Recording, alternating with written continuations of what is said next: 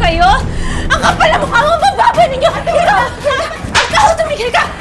Ate, ano ba ka sa mayas ka?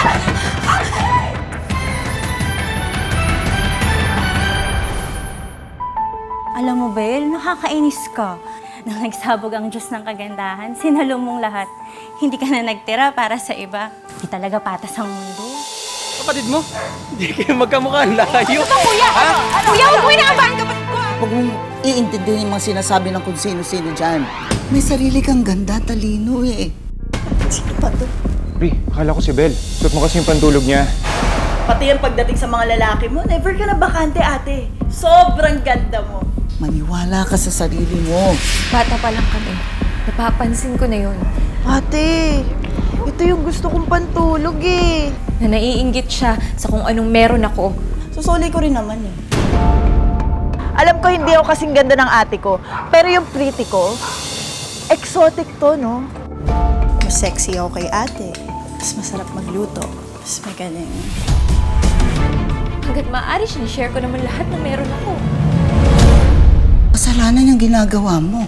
Ano gusto mo mangyari? Mag-away kami ni ate? Magkagulo dito sa bahay?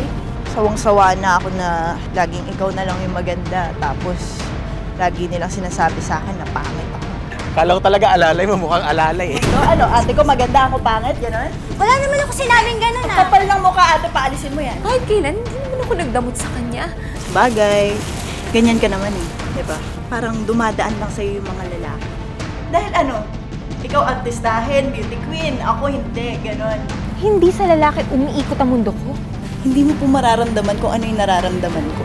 Kaya nga, ginagawa ko naman yung lahat para hindi niya maramdaman yun. Buntis ka? Oo. Lumayas ka! Kapal na mukha mo! Huwag ka sumama! Ay! Nilamon ka na talaga ng galit at inggit mo? Pero umaasa ako. Magkakais pa rin kayong dalawa. Ate, huwag ka nang umasa na babalikan ka pa ni Anton dahil ako na yung mahal niya. Sana lang hindi ka karmahin sa pinaggagawa mo. Dahil agad! Babe! Ano sabi mo, babe? Sino itong babaeng to, ha? Ganito. Bigyan mo sa akin yan.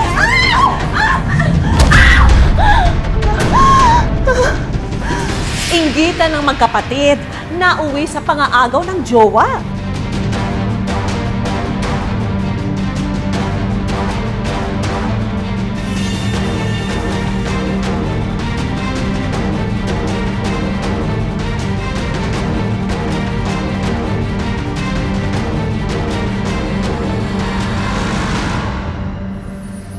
Abangan sa Wish Ko Lang ngayong Sabado, 4 p.m.